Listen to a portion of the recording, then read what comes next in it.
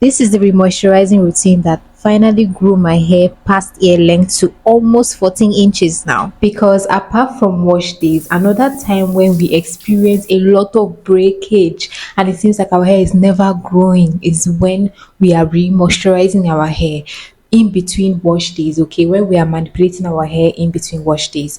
So if you are tired of remoisturizing your hair in between wash days only to end up with greasy, weighed down, oily hair, or hair that is chronically dry and refuses to get soft, today's video is for you.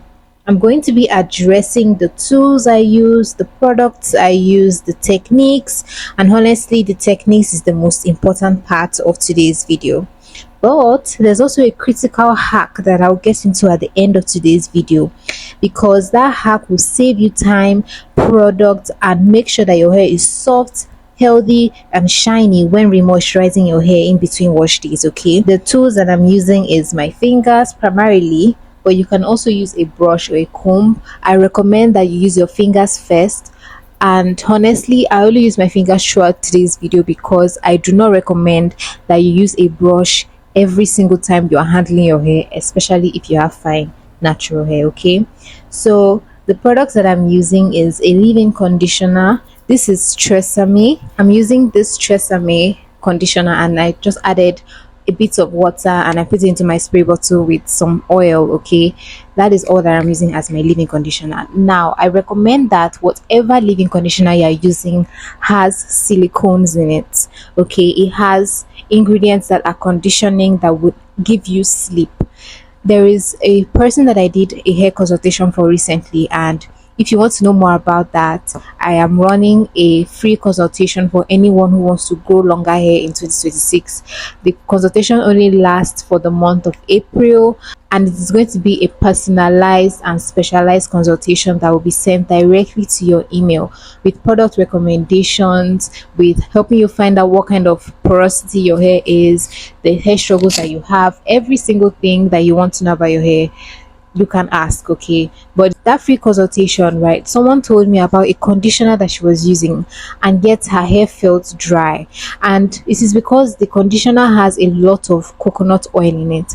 Coconut oil is good. It is one of the penetrating oils that we use, right? But it can get very tricky when you use the wrong amount of coconut oil. So she was using a lot of this conditioner and it was making her hair harder and harder, and she did not understand. It's because the product was working against that. Okay, so make sure that the products that you are getting for your leave-in conditioner does not have a lot of protein, does not have a lot of coconut oil, of things that will make your hair hard. So I also use shea butter to seal in my hair, and today you'll be seeing me use grease, but I sometimes use shea butter as well.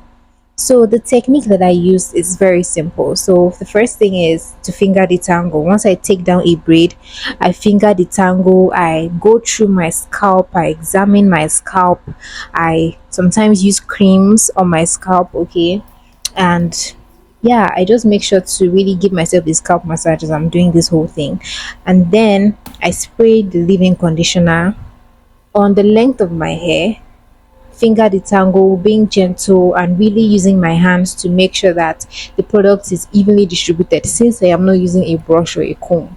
And then I use a little bit of grease, emphasis on a little bit of grease. I'm not saying that you should use a lot of grease just because you're trying to re-moisturize your hair. Okay, so the hack that I was referring to at the beginning of this video is something that is a habit that once you start implementing, your remoisturizing process is going to be much easier. And the hack is this: make sure you remoisturize your hair when it is still soft. Do not wait for your hair to be chronically dry, to be needing of moisture to now remoisturize your hair.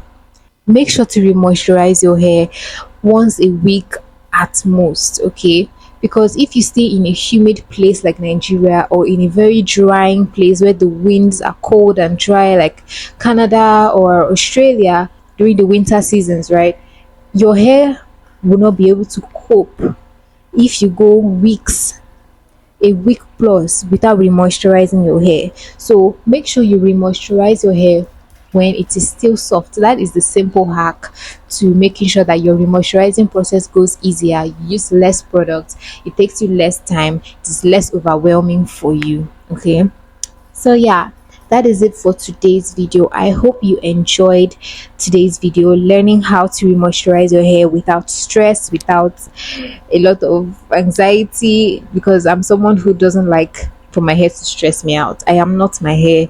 No matter how much I love, my hair, I'm not my hair, right? I don't have patience for anything that will not have patience for me. So here is a link to a video that I think would be very, very important for you if you are still trying to learn how to grow longer, fine, natural hair. And it's called the 5 things that I started doing to grow longer, fine, natural hair in 2026. So I'll see you there. Bye.